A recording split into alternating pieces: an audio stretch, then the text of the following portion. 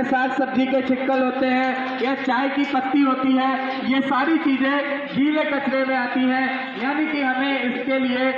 हरे colour का dustbin यानी कि हरे कलर का कूड़ेदान इस्तेमाल करना है और नीले कलर के कूड़ेदान में हमें सूखा कूड़ा डालना है। सूखे कूड़े का मतलब है, को समझाया जा रहा है कि कूड़ा कचरा इधर उधर नहीं फेंकना है, कूड़ा सिर्फ और सिर्फ कूड़ेदान में ही डालना है। अगर कोई भी कूड़ा कचरा इधर उधर फैलाते हुए पाया गया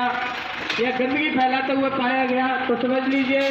आपका चालान होने वाला है। जी हाँ दोस्तों, 4 मार्च 2023 से यह कड़ा प्रावधान किया गया है कि अगर कोई भी व्यक्ति कूड़ा कचरा एक साथ मिलाते हुए या गंदगी फैलाते हुए या कोई भी दीवारों पर थूकता हुआ पाया गया तो समझ लीजिए नगर निगम द्वारा उसका चालान किया जाएगा और साथ ही साथ उस पर कड़ी कार्रवाई भी होगी। जी हाँ दोस्तों, जैसा कि हम सभी लोग जानते हैं कि नगर निगम द्वारा आपको बताया जा रहा है कि आपको 4 प्रकार के कूड़ेदान का इस्तेमाल करना है और उन कूड़ेदान में अलग अलग प्रकार का ही कूड़ा रखना है। जी हाँ दोस्तों,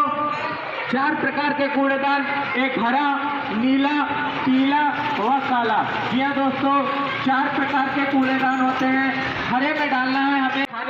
खाने वाले बर्तनों पर आकर बैठते हैं जिनमें हम खाना खाते हैं, उस प्रकार से वही गंदगी हमारे पेट में जाती है और हम लोग आए दिन अनेकों प्रकार की बीमारियों के शिकार होते हैं। तो इसलिए आप सभी लोगों से निवेदन है कि स्वच्छ सर्वेक्षण 2023 नगर निगम गाजियाबाद का साथ दें और स्वच्छता और साफ सफाई का विशेष रूप से ख्याल रखें, क्योंकि